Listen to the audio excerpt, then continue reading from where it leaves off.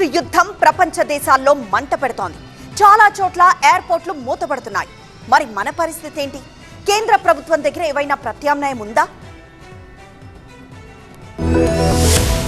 పశ్చిమాసియా ఉద్రిక్తతలతో ప్రపంచ దేశాలు తీవ్ర ఇబ్బందులు ఎదుర్కొంటున్నాయి. హర్ముజ్ జలసంధిని ఇరాన్ మూసివేయడంతో చమురు, గ్యాస్ సరఫరా నిలిచిపోయి అనేక దేశాలు సంక్షోభంలో కూరుకుపోయాయి. ప్రపంచ దేశాలతో పాటు భారత్ ను కూడా ఆయిల్, గ్యాస్ కష్టాలు వెంటాడుతున్నాయి. అయితే ఈ ప్రభావం విమానయాన రంగంపైన పడుతుందని గత కొన్ని రోజులుగా తెగ ప్రచారం జరుగుతోంది. ఇంధన ధరల పెరుగుదల కారణంగా పరిశ్రమ మూతపడే ప్రమాదం ఉందని దేశంలోని పలు విమానయాన సంస్థలు కూడా ఆందోళన వ్యక్తం చేస్తున్నాయి. అయితే అలాంటి పరిస్థితులేం భారత్ లో ఉండమన్నారు పౌర విమానయాన శాఖ మంత్రి Rammohan Naidu. Airlines shut down చేసే పరిస్థితి రానివ్వబోమన్నారు. వెస్ట్ ఏషియా క్రైసిస్ ఏదైతే అయిందో దానివల్ల ఏటీఎఫ్ తాలూకా ప్రైసెస్ ప్రపంచవ్యాప్తంగా పెరిగాయి. చాలా దేశాలకు ఇబ్బంది అవుతుంది. కేంద్ర ప్రభుత్వం పూర్తి సహకారం ఏవియేషన్ ఇండస్ట్రీకి, ఎయిర్లైన్స్కి అన్ని కూడా ఇస్తూ కొన్ని నిర్ణయాలు ఆల్రెడీ మేము తీసుకున్నాం.